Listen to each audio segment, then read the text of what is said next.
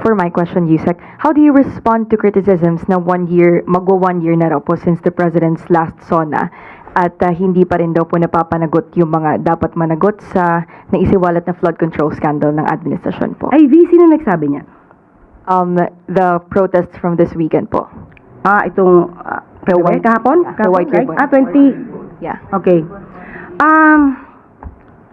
Siguro mas maganda po talaga makita nila yung mga updates kung ano ang nakikitang pagpapaimbestiga ng administrasyon. Hindi naman din po nagpapahinga ang Ombudsman, ang DOJ, pati ang DPWH para mapanagot ang lahat ng dapat na managot. Meron na po naman nasampahan na kaso. Meron na pong dalawa na sasabihin natin na dating senador, kasalukuyang senador, na ngayon po ay nililitis. Although hindi natin sasabi na sila lahat ngayon ay guilty na dahil ito po ay depende sa magiging desisyon ng korte. Pero sana makita nila lahat ang naging accomplishments kahit wala pang 1 year. Kahit wala pang 1 year, marami na pong nagawa. Nagkaroon na rin po ng freeze ng assets ng mga sinasabi nating maaaring sangkot sa flood control mess. So sana po ay makita nila ito at wag na masabing walang ginagawa ang gobyerno dahil wala pa 1 taon pero marami na po ang nagawa kung ikukumpara sa mga nakaraang administrasyon. At bumaba na ang inflation, marami pa ring Pilipino ang nagsasabing mataas pa rin po yung presyo ng pagkain. Ano po yung mga konkretong hakbang ng administrasyon para mas mababa pa yung presyo ng mga pangunahing bilihin? Tama po na bumababa po ang inflation rate at yan po ay sa pagsisika po ng ating administrasyon at dahil yan din po ang nais ng ating Pangulo. Pero hindi po tayo dapat magpakampante dahil meron pa po tayong kinakaharap na global oil crisis na hindi pa rin tuluyang humuhupa. So, sa ngayon po, patuloy pa rin po ang isinasagawa na programa ng administrasyon. Nandyan din po yung sinasabi nating pagbibigay ng fuel subsidy for PUVs, pati po sa mga farmers, sa fisher folks, at sa mga suporta sa mga farm input, kagaya ng pagbibigay ng binhi at abono sa lupa. Nandyan din po ang financial assistance para sa mga small-scale farmers natin. Pati po ang Kadiwa stores na nagbebenta ng mas mura nabilihin tulad ng bigas, gulay, isda at ibang basic necessities. Nandyan din po yung 10 kilo or rather 10 piso kada kilo na bigas na makikita at mabibili sa Kadiwa stores. Ang 20 pesos na bigas kada kilo na bigas na makikita at mabibili sa Kadiwa. At nandyan din po ang pamimigay ng 10 kilos na bigas kada 2 buwan sa milyon-milyong pamilyang Pilipino.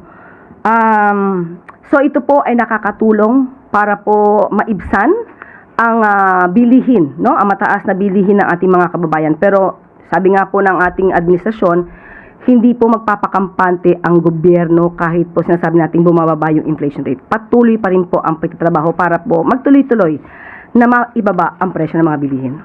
And Yusek, may plano raw po ba ang Malacanang na magbigay pa ng panibago o karagdagang ayuda or subsidy sa mga sector na nahihirapan pa rin po? Meron po, pero ang Pangulo na lang po ang mag-a-announce ito. And Good afternoon po, ma'am. With the plans of the Marcos administration to boost infra spending sa second half ng 2026, nalinis na po kaya ng government ang list ng mga contractors na involved sa public works? Actually, noong September 2025 na nakaraang taon ay alam po natin na siyam sa korporasyon ng mga diskaya ay na-revoke na po ang license. At sa ngayon po ay ang gusto rin po ng DPWH, ng DTI, ang lahat ng mga lehitimo na kontraktor, mga kontraktor na may puso, at meron silang tinatawag nating kagustuhan talaga na magtrabaho para sa gobyerno at para sa taong bayan, kayo po ay hinihikayat na sumali. Sa ngayon, mayroon po ang DPWH na online blacklisting portal kung saan makikita niyo po ang mga listahan ng mga korporasyon na sa ngayon ay blacklisted. Follow up lang po, ma'am. Bali dun sa na-mention po si Pangulo na initial na 15 contractors last year na nakakuha ng bulk po nung mga infrastructure, flood control projects. Ilan po kaya dun yung parang na-clear na ng government? Ilan naman po dun yung parang nag-undergo pa ng screening or vetting process? Sa ngayon, Sam, hinihingi natin ang pinakalistahan ng DPWH, pero ibibigay po nila siguro bukas ang mga listahang ito. Pero sa ngayon po, ang maibibigay ko sa inyo ay ang mga online blacklisting na nasa portal nila. Ang listahan na naka-blacklisted na korporasyon. Last na lang po for my part, ma'am. Bali sa ngayon po, ma-ensure po ba ng Marcos administration ang lahat ng mga infrastructure projects ng government? Bali na vet na po lahat ng contractors na yun. Hindi na po sila involved sa kahit anong anomalies. Yan po ang naisin ng Pangulo. Kaya nga po nagsagawa ng mga investigasyong isinagawa hanggang ngayon, simula nung nakaraan, ay para maayos po kung ano mga ginawang mali, kung anong ginawang mga pang-aabuso. Yan po ay gustong matama ng ating Pangulo. So, kung hindi po talaga gumasta masyado at nagkaroon ng pag-iingat sa pondo ng bayan dahil sa nangyaring ito sa flood control mess, sinisiguro po naman ngayon ng administrasyon, lalong-lalo na rin po ng DBM, na sila po ay mag-release ng pondo sa tama. Thank you po, ma'am. Sunod na tanong, Tina Maralit, The Manila Times. Good afternoon, Yusek.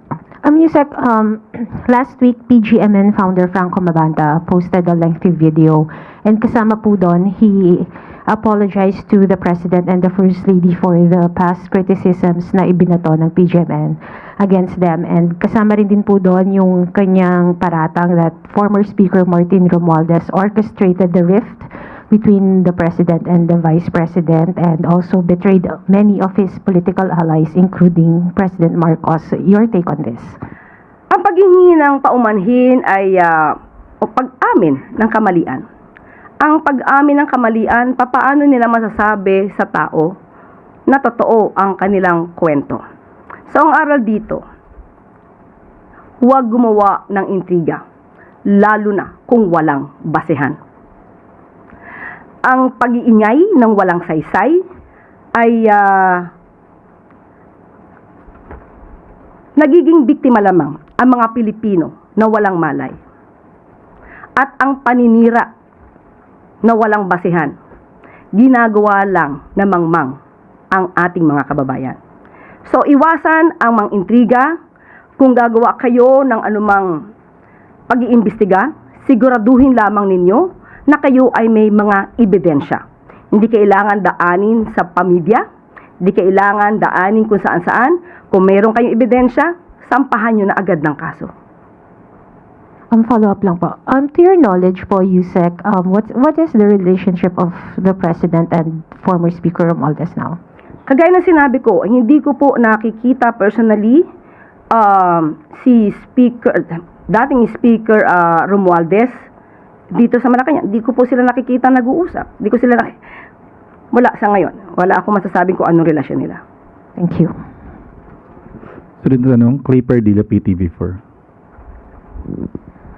Good morning po, Yusek. Yusek, dahil nga po sa mga school violence, Dumanhog Mayor Gica wants to implement a total cell phone ban in schools.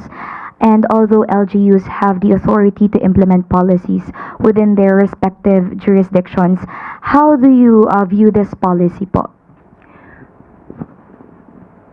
Sino po ulit siya? Sino nagpapa-implement? Cebu Dumanhog Mayor Gica po. Okay. Maganda naman po yung kanyang layunin para po mas magkaroon ng concentration ang mga bata sa kanilang pag-aaral. Hindi ko lang po masasabi kung ang penalty ay nararapat, kung ito ba ay reasonable. Dahil ang makakapagpa-implement naman po nito ay ang mga eskwelahan, ang namumuno sa mga eskwelahan. At ang ating nabasa yata ay isusole after the school year, after the school year ends, no? Tama ba? Bago magtapos, o before the school year ends, or after. After, right? So, hindi ko alam kung tama po ba yung penalty na ibibigay, kung makatwiran ba siya o reasonable. Pero ma'am, would Malacanang consider supporting a nationwide cellphone ban in schools? And ano po yung nakita niyong benefits to students and teachers? Actually, humingi po tayo ng opinion kay Secretary Sani Angara. Sa ngayon po ay hindi pa po ako nabibigyan ng update patungkol po dyan. Pero may mga schools na po, especially sa mga private schools, ay talaga pong ban ang cellphones during classes. So, ibinabalik naman to or hindi kailangan mailabas ito during classes. So, but pwede naman nilang gamitin, especially pag kailangan po ng mga sa emergency cases. Thank you po, Yusek. Follow-up question, Tina Maralit, The Manila Times. Ma'am, related din po sa question ni Clay. DILG Secretary Remulla proposed the amendments to our gun laws dahil nga po sa mga nangyaring school violence. Is the palace inclined to support this?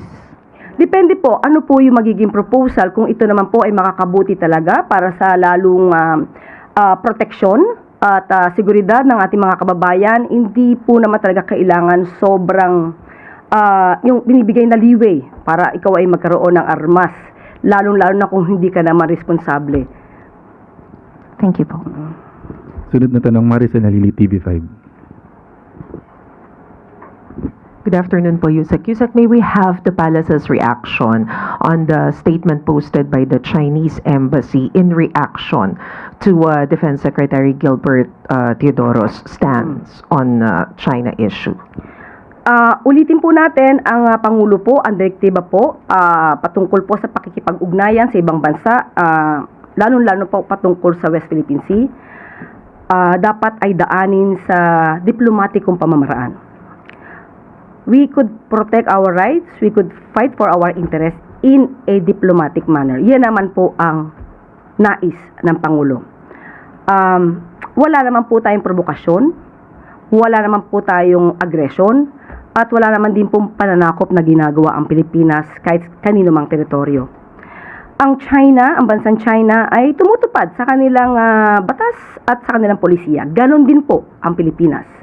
At si Secretary Gibo ay tumutupad lang din sa kanyang mandato, kagaya rin po ng mga opisyales ng bansang China. So, kung ano man po ang detalye pa na patungkol sa tugon na ito, ay maaari po nating itanong to kay Secretary Tess Lazaro.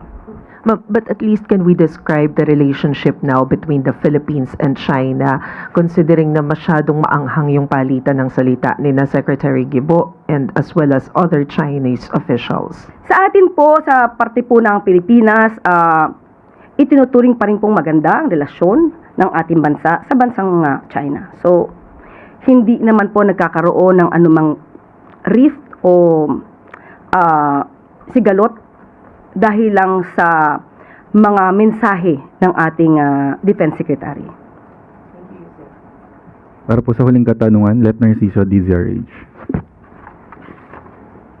Good afternoon, Yusek. May natanggap na po bang update ang Malacanang sa estado ng stranded na Filipino seafarers sa Strait of Hormuz? At anong plano ng pamahalaan dahil may report na suspinde o sinuspinde ng International Maritime Organization yung kanilang emergency evacuation plan kasunod ng pag-atake dun sa dalawang barko. At wala po bang mga Pinoy na nadamay sa insidente? Nag-report po si Secretary Hans Kakdak sa ating Pangulo at ibibigay ko rin po sa inyo ang ilang detalye patungkol po sa stranded Pinoy seafarers. MV Ever Lovely na may 21 Filipino crew on board ang sinasabing inatake ng Iran habang papalabas ng Strait of Hormuz. Walang nasaktan na mula sa 21 Filipino crew kabilang ang captain or kapitan ng vessel. Nanatiling seaworthy ang vessel at nagpapatuloy ng biyahe. Inaasahang makakarating ang MV Ever Lovely sa Singapore sa July 5. Nakatutok ang mga otoridad sa kalagayan ng vessel at mga sakay nitong tripulante. May isa pang Panama flag tanker na inatake sa Strait of Hormuz. Ito ang oil tanker na may pangalang Kiku at lula nito ang 19 Filipino crew. Nananatiling seaworthy ang vessel at nagpatuloy sa biyahe. Walang nasaktan na 19 Filipino sailors na sakay nito. Nakamonitor ang mga otoridad sa kalagayan ng vessel at mga sakay at nakikipag-ugnayan ang mga otoridad sa mga Filipino crew kung sakaling kailangan nila ang onboard psychosocial assistance. So, sa ngayon ay 2,100 Filipino seafarers na sakay ng 85 ships ang nakalabas na sa Strait of Hormuz. So, habang nasa 3,800 Filipino seafarers pa ang nakasampa ng barko sa Persian Gulf. So, nanatili po nakatutok ang mga otoridad sa kanilang kalagayan. Yung pagdating po sa Singapore ng Filipino seafarers, pauwi na ba sila? Yun lang po ang naibigay na detalye sa atin ni Secretary Hans Kakdak at itatanong ko po sa kanya yung follow-up question po ninyo.